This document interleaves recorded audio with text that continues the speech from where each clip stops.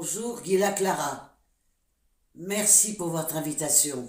Ce jour reste pour moi un moment très important car il nous rappelle chaque année que la bataille continue.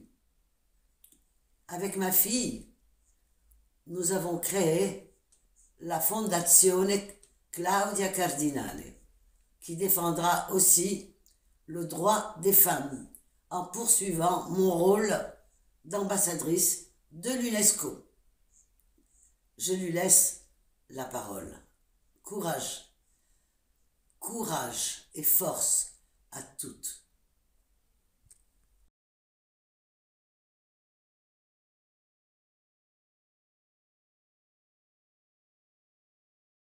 Claudia Scotieri, merci d'être parmi nous ce soir. Vous concluez avec votre maman, Claudia Cardinal, ce forum Féminavox qui donne à entendre les droits des femmes. Pourriez-vous vous présenter et nous présenter la Fondation Claudia Cardinal, s'il vous plaît? Bonjour, merci beaucoup à vous de m'accueillir. Merci de nous donner cette place. Comme vous savez, maman est ambassadrice depuis maintenant, je crois, depuis bien longtemps. Je crois que ce fut en 2000 ou 2001. Elle fut nommée ambassadrice de bonne volonté pour la défense des droits des femmes et de l'enfance, enfin de la petite fille, enfin de la jeune fille, on va dire, qui est un rôle qui lui a tenu beaucoup à cœur.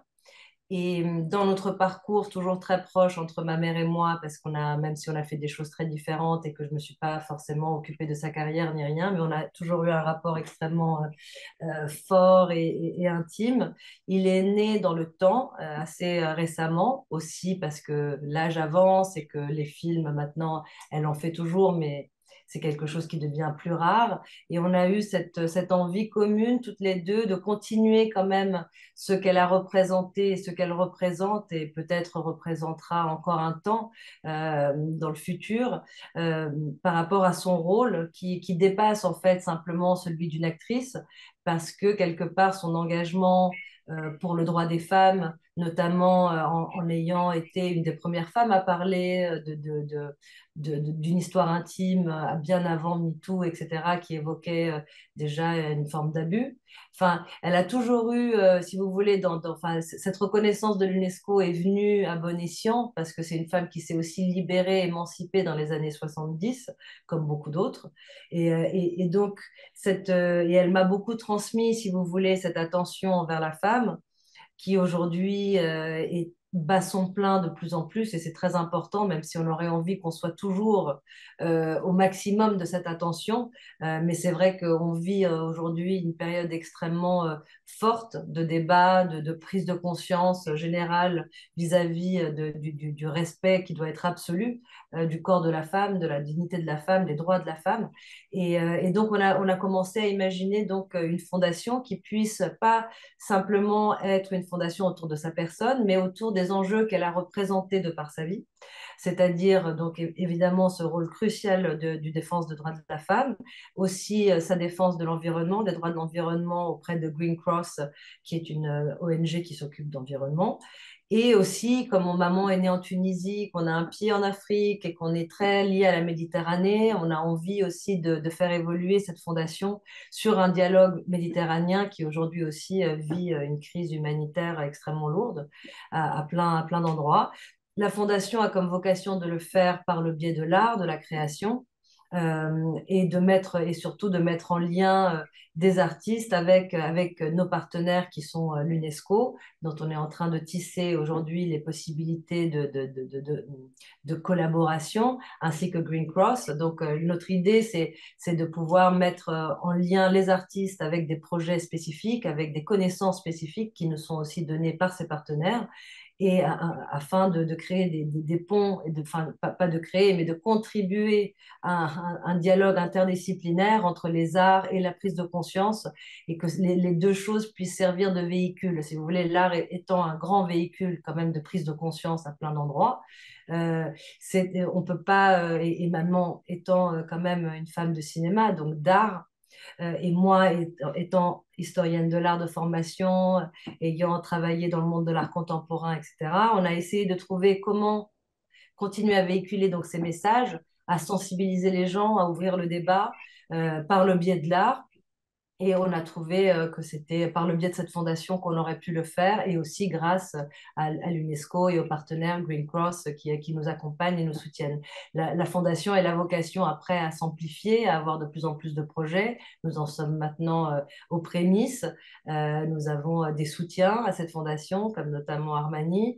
Enfin, et voilà, donc on avance pour être une petite goutte dans l'océan de la sensibilisation et de l'attention envers les enjeux voilà, qui sont cruciaux. Qu'est-ce que vous pensez que véhiculent les films de Claudia Cardinal en termes de témoignages des droits des femmes pour les jeunes générations aujourd'hui? Et est-ce que finalement le message de la fondation que vous êtes en train de créer n'est pas le même? Alors, dans la vie, les choses s'emboîtent de manière particulière. J'ai été curatrice d'une publication, directrice d'une publication à peine fraîchement imprimée d'un catalogue, enfin d'un livre sur maman. Ce livre a été voulu par Cinecittà, qui est en train de faire une grande rétrospective de maman qui tourne de par le monde. Elle a été au MoMA de New York en février et elle va tourner, elle va continuer à bouger. Et ce livre, je l'ai appelé L'Indomptable. Et parce que je trouvais que c'était un fil rouge intéressant à plein d'endroits. Aussi, sur le regard de ces personnages, c'est-à-dire que même ces rôles, finalement, quand sa vie ne pouvait pas vraiment exprimer cette indomptabilité qui est propre à chacun de nous, hein, c'est pas quelque chose qui lui est spécifique, mais quand cette indomptabilité était quelque part soumise ou réduite ou contrainte par le travail, par la nécessité de sacrifice qu'on peut en faire et que chacun peut être emmené à en faire, je me suis rendu compte que ces rôles prenaient un peu le relais. Et c'est vrai que dans ces rôles, on a rarement elle a rarement occupé la place d'une femme tranquille. Elle a toujours eu des rôles de femmes qui pouvaient être une bascule, qui pouvaient faire basculer le destin des autres et qui avaient une forte indépendance. On pense évidemment à Angelica du Guépard, avec son rire, avec cette manière justement assez indomptable de rentrer dans la société, de faire quelque chose d'éclatant. Mais ça, c'est un des exemples. Après, il y a aussi Il était une fois dans l'Ouest, qui est un des premiers, enfin, qui est le premier western qui a une femme en rôle principal, c'est-à-dire que c'est l'axe, c'est le pivot de toute une histoire. Et qui évidemment, ce n'est pas par hasard, c'est un film qui date de 68-69, hein, donc on est dans un moment où il y avait eu urgence aussi de donner cette place à la femme, et maman a eu la chance de recevoir ce rôle. Donc voilà, c'est vrai qu'il y a dans ces rôles souvent des aspects plus ou moins subtils, mais en tout cas, elle n'a jamais été soumise dans ces rôles, et c'est assez intéressant de le voir. Ouais. Et donc, c'est ce que vous voulez dire aux jeunes générations aujourd'hui? Évidemment, il y a plein de choses à dire aux jeunes générations aujourd'hui. Maman, qu'est-ce qu'elle représente? Elle représente aussi un parcours et c'est ça qui est intéressant parce qu'on ne peut pas penser jamais dans la vie qu'on arrive de A à B sans passer par des épreuves, par des difficultés. Chacun a des moments justement de contraintes, de difficultés à comprendre aussi ses propres droits. Donc, je pense que le message que véhicule, disons, la figure publique de ma mère, c'est cette idée de trajet, de parcours vers une indépendance, vers une autonomie, vers un lieu où son espace de femme est pleinement protégé. C'est-à-dire elle a appris à le protéger de plus en plus au cours de sa vie, et c'est ça qui est intéressant. Et je pense que ça, c'est une bonne chose à véhiculer aux gens, qu'on ne peut pas se réveiller un matin et savoir se défendre de tout, ou savoir quels sont nos droits, ou savoir quelle est notre place, ou savoir quel est l'abus, les différentes formes d'abus qui sont parfois sournoises.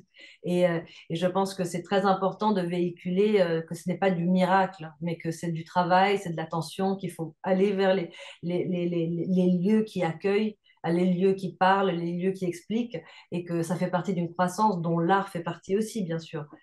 Et la lecture et la littérature. Enfin, il y a plein de choses qui alimentent la prise de conscience de comment une femme aujourd'hui peut et doit être enfin, devient garante de sa propre liberté, en fait. Devenir garant de sa propre liberté, c'est un message qui est très fort que vous délivrez ce soir. Pour terminer sur une note artistique, est-ce qu'il y aurait une chanson, est-ce qu'il y aurait une peinture, est-ce qu'il y aurait voilà, une sculpture que votre maman apprécie en particulier et qui nous permettrait de pouvoir un peu partager du bonheur qu'elle peut avoir en la contemplant, cette œuvre? Ah, c'est une bonne question. Il faut que je réfléchisse. Alors évidemment, nous, vous savez, étant italienne, on est extrêmement proche de l'Italie, de l'art italien. Donc j'ai envie de dire que même si je ne peux pas être sûre que ce soit l'œuvre préférée de maman, mais qu'en parlant de la femme, on peut penser à la naissance de Vénus de Botticelli et espérer que que cette renaissance et cette naissance soient mille fois transformée, embellie de plus en plus de profondeur et de justesse, oui. Eh bien, écoutez, c'est l'image avec laquelle nous partirons de ce forum. Merci, Claudia, de votre présence et Merci de à ce vous. très beau moment de partage. Merci beaucoup. Merci beaucoup.